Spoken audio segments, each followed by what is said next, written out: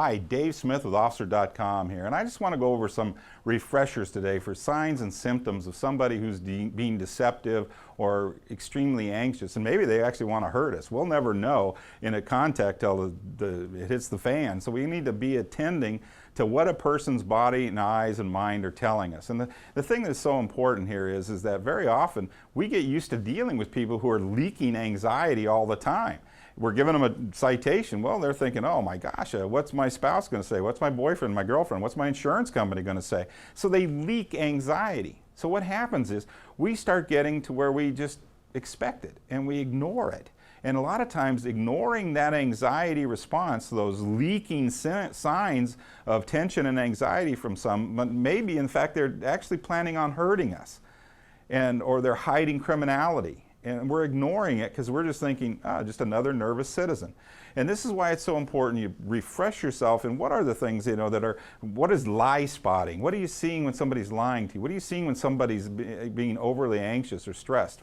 Again, just as simply that somebody constantly doing their hand movements, they're constantly comforting themselves, or constantly shuffling their feet. They can't stand still. They're constantly scanning around. Are they looking to see if you got backup? Are they looking to see if they got backup? Or are they just nervous, anxious? You've got to make this decision. You've got to attend to it. And too often I see officers in videos, they're down busy writing a citation and they're asking questions. They're missing all these signs of anxiety. And later in the video, you see the fight's on, or the life and death struggle occurs, or the suspect runs away.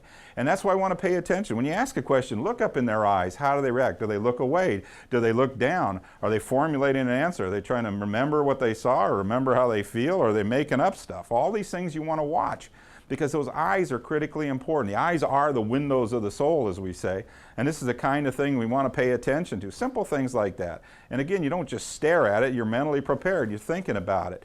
Overt gestures, yawning, stretching, all these things. Everybody always laughs in a seminar when we show it and we say, well, look at this anxiety response. But the point is, how many times do officers miss it? Because people are always yawning, always stretching when you're giving them these citations, when you're getting ready to book them for DUI. That doesn't mean they're going to fight. You don't know if they're going to fight. This is why you have to have your mind in the game all the time. What if you're looking at somebody and they blanch or they flush? Somebody that goes suddenly just pale, this may be their blood is rushing to their main muscles and they want to have the fights on. Or they're flushing now, they're intensely emotional. These are all symptoms and signs you have to be prepared for. You have to have your mind right. If you don't look at it, you're not going to attend to it. Somebody who was very, very animated all of a sudden, maybe they were normal a minute ago, now they're very, very animated as you're talking about their vehicle. Maybe there's something in that vehicle they don't want you to see. In fact, do you remember now when you first stopped them, they jumped out of the car and left the door open? It means they want to get back in that car and they don't want you going up to the car. I need to look in that car now. What's going on? Are they constantly looking at the vehicle? Are they constantly looking at some location, some place? Are they constantly putting their hands in their pockets against your will? All things you're going to attend to. And the thing is, this is all stuff you've learned. This is all stuff you were trained to do. The problem is day to day, people just absolutely leak anxiety all the time, so we begin to ignore it.